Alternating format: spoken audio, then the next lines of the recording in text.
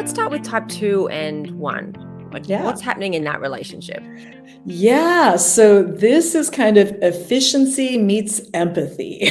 So Okay. this, I'll actually start by saying there is no type combination that has a higher or lower chance of success. It's not like that. It's Mm. just what are going to be the strengths and the weaknesses, and how are you going to accommodate both of those? How are you going to work with that?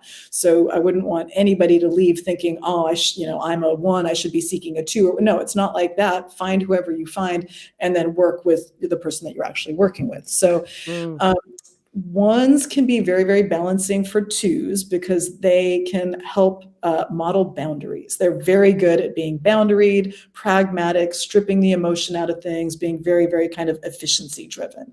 2s can be very good for 1s because they remind 1s to speak from the heart. They remind 1s of the importance of the emotional world. So this can be where the 2 really are quite balancing with each other.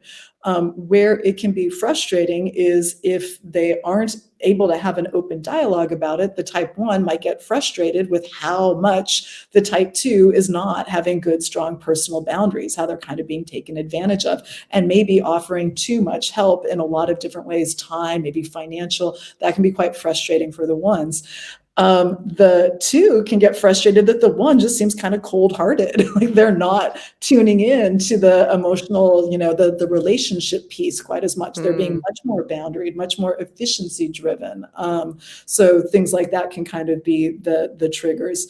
And I think the way back is always when you start to appreciate what the other one is bringing to the table. So if the 1 can appreciate a value in the emotional world that the 2 is really emphasizing, and if the 2 can appreciate the efficiency, the pragmaticism, the just good problem solving abilities of the 1, that can really help to establish or bring back kind of equilibrium and balance. So Mm.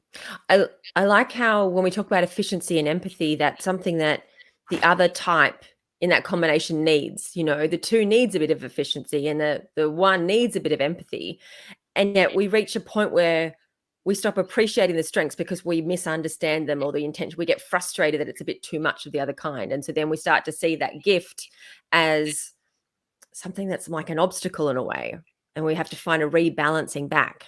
it is that, and that's a great, moment just to remind, ourselves that the point in the Enneagram is to relax your habit of attention. So if you can relax your habit of attention, that gives you the opportunity to look around and notice other habits of attention. When you're in your fixation, Mm. it is very hard to not feel like I'm right and the other person is wrong. Like that, I mean, that's what it's going to look like, right?